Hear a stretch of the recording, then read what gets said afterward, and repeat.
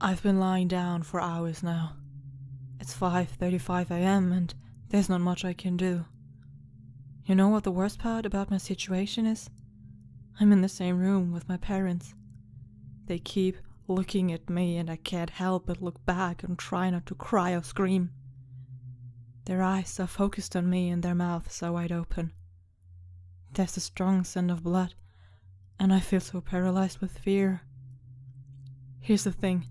The second I make any hint that I'm not asleep anymore, I'm completely fucked. I will die, and there's nobody around to save me.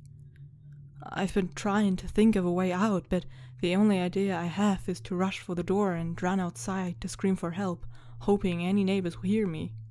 It's risky, but if I stay here, I'll surely die. He's waiting for me to wake up and see his masterpiece. You're probably wondering what's going on. I do get ahead of myself sometimes. About 3 hours ago, I heard screaming from the other side of the house. I got up and went to check on the noise before realizing I had to use the bathroom. Instead of doing the smart thing and investigating, I used the bathroom first. I could have gotten myself killed right then from my stupid actions.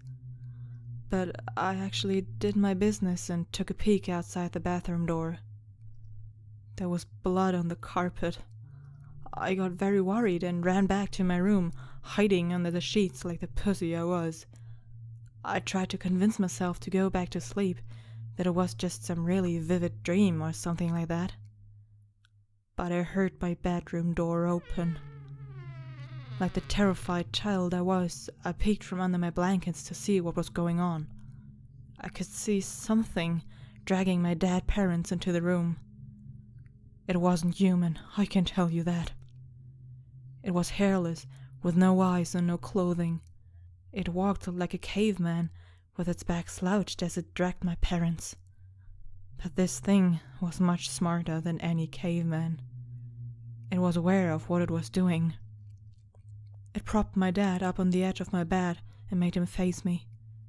It then set my mother down in the chair and positioned her towards me as well. It started rubbing its hands upon the walls, staining them with blood, and then drew a circle with the devil's pentagram in it. This thing had made what it would probably call a masterpiece. To finish it off, it scribbled a message onto the wall that I could not read in the darkness.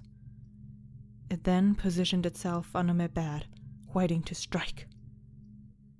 The scariest thing is, now my eyes have adjusted to the darkness and I can actually read the message on the wall. I don't want to look at it, because it's terrifying to think about. But I feel I need to see before I'm killed. I peek at the creature's masterpiece. I know you're awake.